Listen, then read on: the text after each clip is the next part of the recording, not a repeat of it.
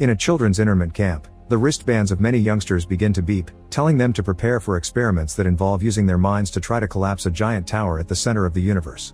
Meanwhile in New York, 11-year-old Jake wakes up after having nightmares, discovering that there has been an earthquake in the city. Jake often draws his dreams, and among them are scenes of tortured children, wastelands, and some humanoid figures. His parents send him to the shrink, complaining that there has not been much progress in the sessions.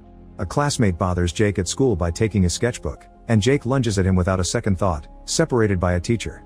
Jake talks to the student counselor, who tells him that he can't tell the difference between reality and dreams.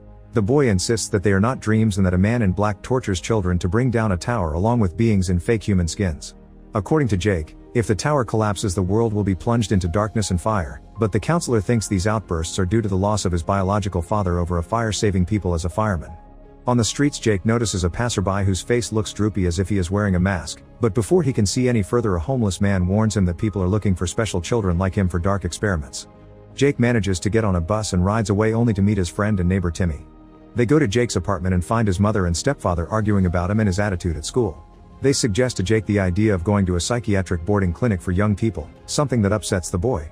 At night, Jake remembers the brave sacrifice his father made as a firefighter, and decides to put aside the nightmares issue. He puts away his drawings and goes to sleep, and then enters the dream world, where he continues to have visions of the man in black. At the same time, two gunslingers try to confront the man in black, but one of them falls. The younger one, Roland, is able to suppress the man in black's magic but is still no match for him. Jake wakes up and tells Timmy about the gunslinger and how there's a residence in New York that has something to do with him, but his friend doesn't believe him and leaves him to confront a social worker at the psychiatric clinic in his living room. Jake notices something strange and realizes that both the woman and her driver have markings similar to the fake creatures in the dream world, so he asks his mother to help him pack in private. He unsuccessfully comments to her about the bad people, but neither his mother nor his stepfather believe him. Just before leaving, he manages to see that on the internet someone tells him the address of the possible home of the gunslinger's house, so Jake agrees to cooperate with the situation. He asks those present for a few seconds to look for his toothbrush but takes advantage of this to escape through the window. The driver chases him across the rooftops of the buildings, but Jake manages to make a fast forward and go down to the subway, losing sight of them.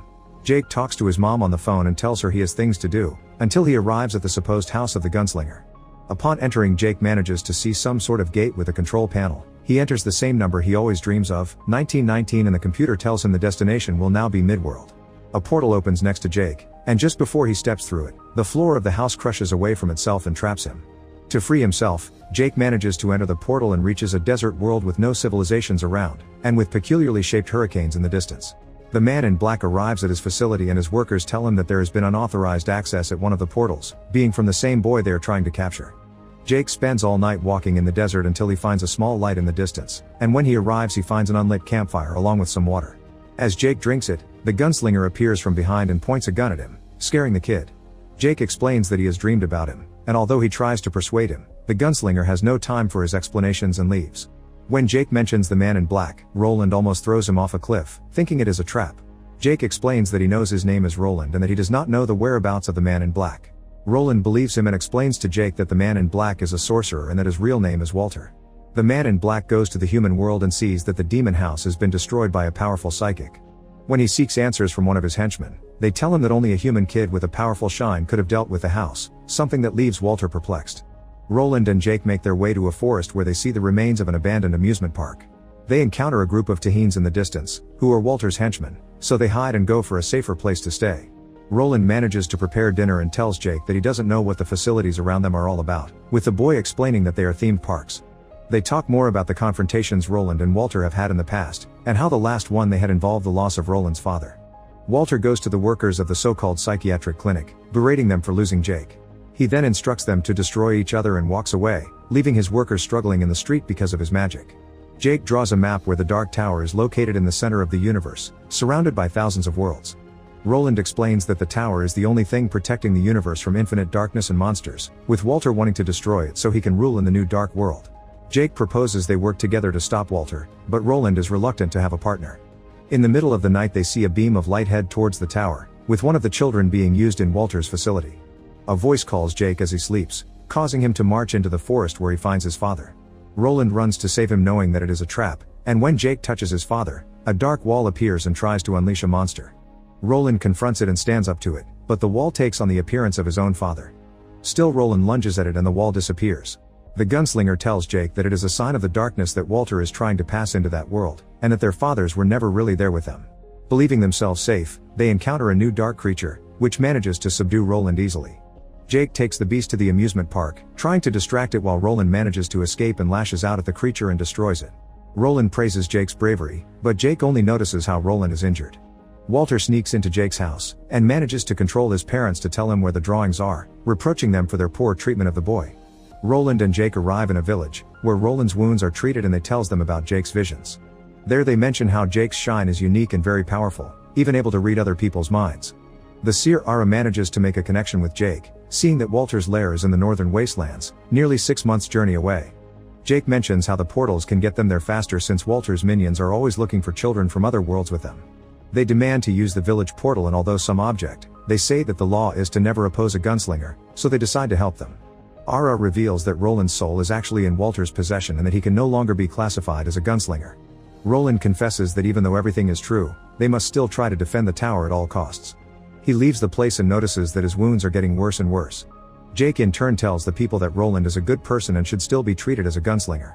Although the technology is old, the portal seems to work well, so they both get ready to go. Just before that, the town begins to be attacked by Walter's henchmen, who set fire to and destroy everything around. Jake helps a girl escape from the henchmen, while Roland defends the rest of the town but has complications from his injuries. Ara rescues him, but they lose track of Jake, so Roland takes a slight break in the middle of town, to reflect on his feat. Ara doesn't understand what's going on, but after a few moments Roland shoots into the distance, managing to hit the guy who was kidnapping Jake. Roland tells them not to worry about them, as the longer Jake is there, the more danger they will be in, so the pair pass through the portal to Jake's Earth. Roland feels overwhelmed by everything around him, and Jake tells him that they should get him medical help immediately. However, things are complicated by Roland's inexperience in the human world, as the doctors tell him that he actually suffers from too many ailments to let him go. They still leave, and Jake gives Roland painkillers and soda to make it better, with Roland saying he hasn't felt this good in years. Walter appears to Ara, manipulating her to tell her where Roland and Jake are, so he decides to go to Keystone Earth to follow them. Jake has the idea to ask the homeless man from earlier about the situation, but the man tells him that he lost his shine years ago, so Jake must use his powers to read the man's memories. They decide to go all the way to Jake's house, but there they find his stepfather unconscious on the floor and a black burnt stain in the boy's room, thinking his mother perished to the man in black. This is for Jake to use his shine so they can track him, so Roland tells him he should close his mind and let the pain flow. On the terrace, Roland promises the boy that he will personally take care of Walter himself as revenge for the two of them. He tells him that he hasn't recited Gunslinger's Creed in years, and teaches it to him as they practice aiming with tin cans. They go to an armory store and get their hands on enough materials, but Walter separates them, leaving Roland trapped in the store with him while Jake flees from his henchmen. Walter insults and annoys Roland by telling him that no matter how hard he tries, everyone who walks by him will perish. Jake is kidnapped, but uses his shine to communicate with Roland. They blindfold the boy so he won't reveal the location, but Roland still manages to find him, eliminating those in his path. They open a new portal to Walter and Roland's world, and Roland sees how the man in black has the boy subdued. Despite being surrounded by dozens of members, the gunslinger manages to break through against them all. Walter and Jake go through the portal and Jake is forced to settle into the mind-draining machine, knowing that he alone has the power to bring down the Dark Tower with no trouble. The gunslinger uses all his weaponry to break through, regardless of the minions being armed and coming out all over the place. He uses all the weaponry he managed to take from the store and manages to shoot straight at everyone present. With the help of gas canisters, he causes an explosion that buys him some time. The computer indicates that there are problems with Jake's power as he is resisting and holding back, and Walter takes it upon himself to discourage him from losing his spirit, claiming that the gunslinger only cares about Jake so he can confront his nemesis.